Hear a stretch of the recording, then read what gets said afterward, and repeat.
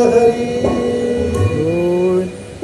విశ్రవస్తు బ్రహ్మ ఇంకా రెండో పెళ్లి చేసుకోబోతాడు. ఇప్పుడు పెద్ద భార్య శుశ్రోడి, ఆ పోస్త బ్రహ్మ భార్య పేరు చూస్తాడు. ఏం పేరు? దేవవర్ణి. ఆమె పుట్టేటువంటి వాడు ఆ కుబేరుడు. అంటే ఆయన అంతలో కాపులు పెట్టుకున్నారు భార్య బిడ్డలతో. తర్వాత ఏం జరిగిందంటే విశ్రవస్తు బ్రహ్మ తపస్సు చేసుకుంటూ ఉన్నాడు వేరే కొత్త ప్రాంతాల్లో ఆశ్రమాన్ని కట్టుకొని. అప్పుడు ఏమైందంటే కుబేరుడు అప్పుడప్పుడు లంకా నగరం నుంచి వచ్చి తండ్రికి నమస్కారం చేసుకొని విశ్రవస్తు బ్రహ్మకు తల్లి దేవవర్ని ఆమెతో దండం పెట్టుకొని తల్లిదండ్రులకు నమస్కారం చేసుకుని ఆశీర్వాదం తీసుకుని వెళ్ళిపోతూ ఉంటారు. ఆయన ఎన్ని పనులు ఉన్నా అప్పుడప్పుడు వస్తూ ఉంటాడు.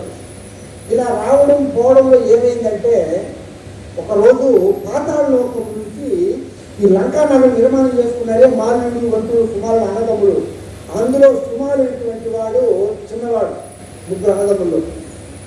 ఆయనకి కైకస్ అనే ఒక కూతురు ఉన్నాడు. ఆ కూతుర్ని వెంట పెట్టుకొని భూలోక విహారార్థమై పాతాళ లోకం నుంచి ఈ మేరు పర్వత ప్రాంతానికి వచ్చినాడు. ఆమె యమనంలో ఉంది, ఇంకా పెళ్లి వయసులో, ఇంకా మంచి సంబంధం చూసి కళ్యాణం చేయాలని అనుకున్నాడు ఈ సుమారి. అలా విహారం చేస్తుంటే ఈ విశ్రవస్తు బ్రహ్మ తపస్సు చేస్తున్న ప్రదేశానికి వచ్చాడు కూతురు తీసుకొని.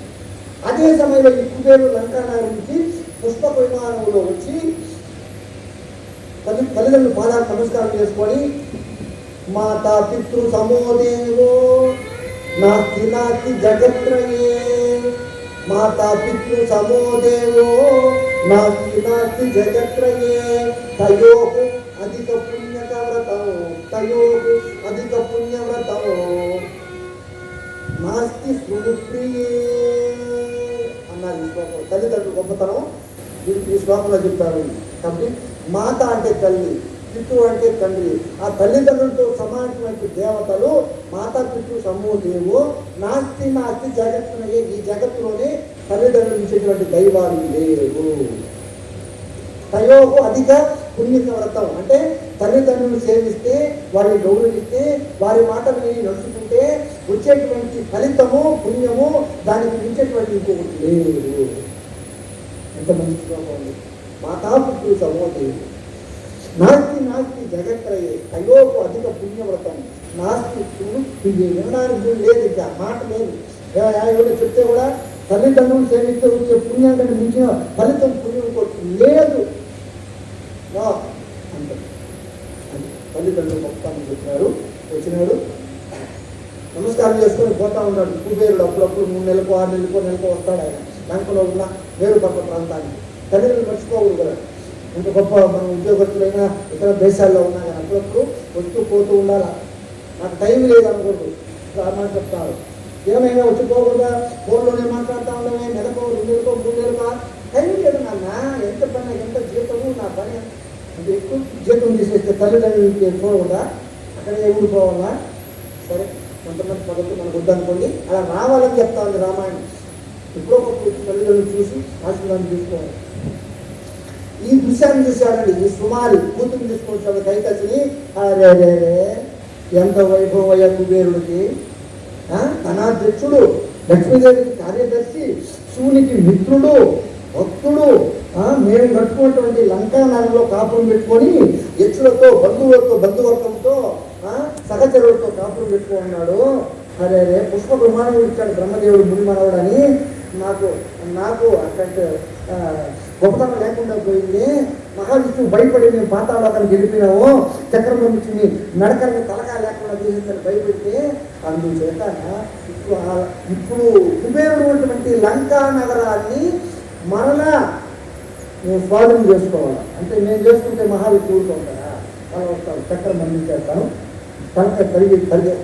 అందుకని మేము స్వాధీనం చేసుకోకపోయినా, మేము పరిపాలించకపోయినా, అందులో కాపురం ఉండకపోయినా, నా కుమార్తెకు పుట్టబోయేటువంటి నా మనుమలు, నా కూతురు బిడ్డలైనా లంకా నగరాన్ని స్వాధీనం చేసుకొని వాళ్ళు పరిపాలన చేస్తే అమ్మయ్యా పోయినా మాకెట్ట దక్కలేదు లంకా నగరం, నా కూతురు పెట్టలకు దక్కింది, నా మనుగురు పరిపాలన చేస్తున్నారు అని ఆనందిస్తాను, సంతోషపడతా. పురుగు లేకపోయినా ప్లేట్ తీసుకొని సార్ అన్నట్టుగా ఆలోచన చేశాడు ఈయన. ఎవరు కుమార్ చూడండి ఆలోచన చేసి కూతుర్ని పురమాయించాడు. కైకాసి ఆమెకేమీ లేదు, ఈయన పెళ్లి చేసుకోవడం విశ్వాస బ్రహ్మని. ఈయన చెప్పాడు, అమ్మా కూతురా కుమార్తె, అమ్మా తల్లి నేను కట్టుకున్నావు మా లంకా నగరము, అది మాది, మా అన్నదమ్ములు బాలుడు వద్దు కుమారుడు మేము ముగ్గురు అన్నదమ్ములు కట్టుకున్నాము. విశ్వకర్మను పిలిపించి బ్రహ్మదేవుడి దగ్గర వరాలు తీసుకొని ఇప్పుడు కుబేరుడు పరిపాలన చేస్తూ ఉన్నాడు. ఆ విశ్వాస బ్రహ్మ కొడుకు కాబట్టమ్మా నీకెట్లా నేను పెళ్లి చేయాలి కదా, మంచి సంబంధం కూడా అనుకుంటా ఉన్నాను. ఇప్పుడు సమయం వచ్చింది, ఒక ఆలోచన నాకు. ఇదిగో విశ్వాస బ్రహ్మ తపస్సు చేస్తా ఉన్నాడు.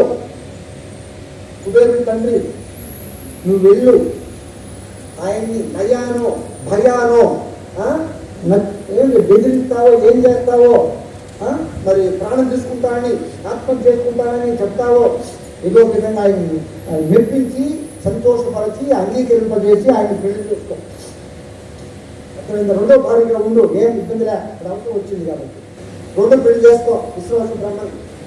ఆయన ద్వారా నీకు పుట్టబోయే నీ కొడుకులు అంటే నా మనుమలు వాళ్ళు పెరిగి పెద్దవాళ్ళు, వారి చిత్రముఖ బొమ్మల గురించి తప్ప చేసి వరాలు పొంది మహావిష్ణువు అంటే దేవత అంటే భయం లేకుండా దానవుల చేత దేవతల చేత చావు లేకుండా వరాలు పొంది కుబేరుని జయించి ఆయన వెళ్ళగొట్టేసి లంకా నగరం నుంచి నీ కొడుకులు పరిపాలన చేస్తారు, నా మనువలు.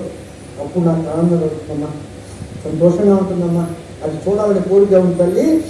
వెళ్ళాం ఆయన దగ్గర పోయి విశ్వాస బ్రహ్మ కడకు ఆయన వెప్పించి నువ్వు పెళ్లి చేసుకో అని పంపించాడు కూతురు. ఎవరో ఈ సుమారు. అలాగే నాన్న ఇంకా తల్లి చెప్తున్నారు కూతురు వినాలి కదా, కొడుకు విన్నట్టుగా కూతురు వినాలని చెప్పేసి అందులో బ్రాహ్మణుడు ఆయన బ్రహ్మదేవుని యొక్క ముని మనవాడు కదా విశ్వాస బ్రహ్మ. చిన్నగా దగ్గరకు వచ్చి మనవాడు లేదు, బ్రహ్మదేవుని కొడుకు పులస్త బ్రహ్మ కొడుకు విశ్వాస బ్రహ్మ. ఆయన మనవడు ముని మనవడు కుబేరుడు. రావణాసుడు కుమ్మక వీళ్ళతో ముని మనవలు అవుతారు. వీళ్ళు పుట్టబోయే కొడుకులే వాళ్ళు రావణాసుడు వాళ్ళు. చిన్నగా వచ్చిందండి కైకాసి వచ్చి విశ్వాస బ్రహ్మ తపస్సు చేసుకుంటా ఉంటే ఆయనకు నమస్కారం చేసి ఈ విధంగా ఉంటుంది.